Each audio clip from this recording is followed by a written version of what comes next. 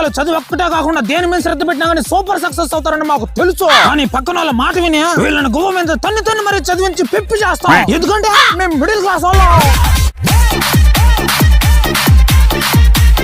కూతురుకి పెళ్లి చేసేటప్పుడు మంచి మనసున్నోడికి తెలివిగలవాడికి పెళ్లి చేస్తే ఆనందంగా ఉంటదని మాకు తెలుసు. అయినా కానీ బాగా ఆస్తులున్న ఒక సాడిస్ట్ ని వెతికి మరి పెళ్లి చేసేస్తాం. ఎందుకంటే మేము మిడిల్ క్లాస్ వాళ్ళం.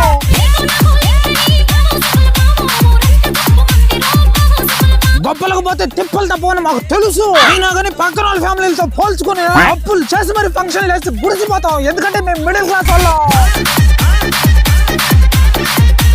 ఊళ్ళో 10 మంది పిల్లకాయలు చదివితే 10 మందికి ఒక రకంగా జాబులు రావని మాకు తెలుసు. అయినా కానీ వాడికంత జీతం వీడికంత జీతం అని చెప్పి మా కొడుకుని పీక్కుదంటాం. ఎందుకంటే మేము మిడిల్ క్లాస్ వాళ్ళం.